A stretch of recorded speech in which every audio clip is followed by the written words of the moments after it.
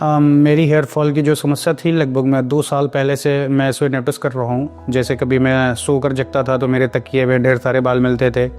जब मैं नहाने जाता था तो साबुन में काफ़ी सारे बाल चिपके हुए नज़र आते थे। कंघी करता था तो काफ़ी सारी बाल मुझे कंघी पे नज़र आते थे, तो जिस कारण से मेरा जो है स्ट्रेस बढ़ता चला जा रहा था। जब से मेरी बालों की समस्या का सामना कर रहा था, जैसे जैसे मेरे बाल कम हो रहे थे वैसे वैसे मुझे पार्टी वगैरह में जाना थोड़ा सा मैंने अवॉइड किया। फ़ोटो वगैरह लेना अवॉइड किया। दोस्तों के साथ जो पिकनिक वगैरह जाना रहता था उनको मैंने अवॉइड किया। पूरी तरह से मैं थोड़ा सा डिप्रेस्ड हो गया था।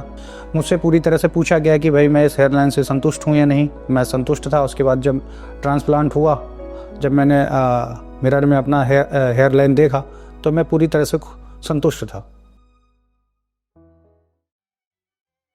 मेरा नाम नारायण द्विवेदी है और बेसिकली मैं बांदा यूपी से बिलोंग करता हूं। और मुझे जो है क्यूएचटी क्लिनिक के बारे में यूट्यूब से पता चला, तब जाके मैं यहाँ पे मैंने 28 दिसंबर 2024 को मैंने विजिट किया था।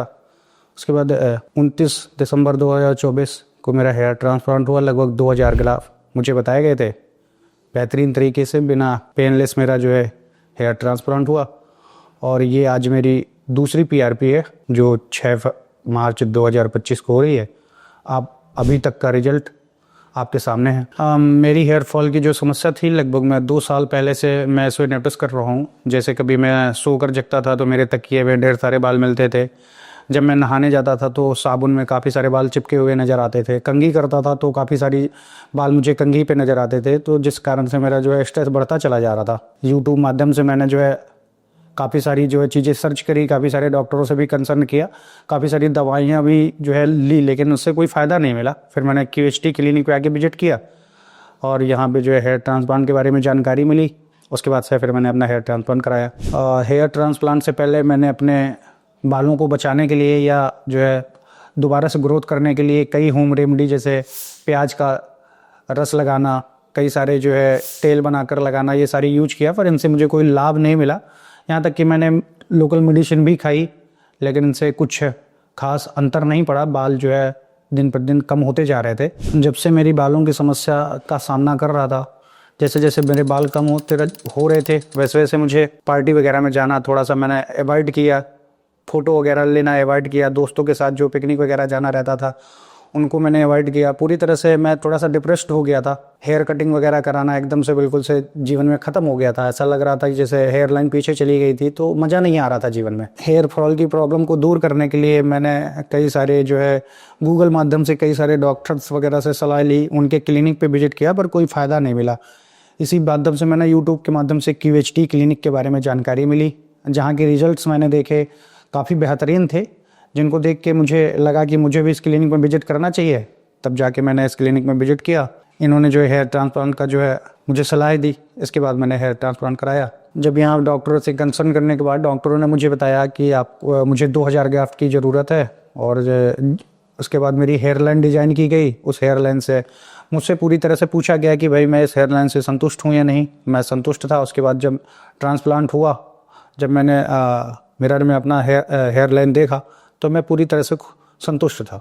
जब मुझे हेयर ट्रांसप्लांट के लिए तैयार किया जा रहा था तो मेरे मन में कई सारे सवाल थे कि कितना दर्द होगा, कैसा क्या होगा, किस प्रकार से होगा और कैसे यहाँ का स्टाफ होगा, डॉक्टरों का रवैया कैसा होगा। पर ओवरऑल यहाँ का अगर एक बार में मैं कहूँ तो सबसे बेहतरीन यहाँ सभी का पूरा स्टाफ एकदम आपसे फ्रेंडली, जैसा आप चाहते हैं बिल्कुल वैसा ही, और बेहतरीन एकदम बिल्कुल। सर्जरी के दौरान जब मेरा ट्रांसप्लांट हो रहा था, वहाँ पे जो डॉक्टर साहब मेरा ट्रांसप्लांट कर रहे थे वो मुझसे एकदम बार बार में बातचीत कर रहे थे।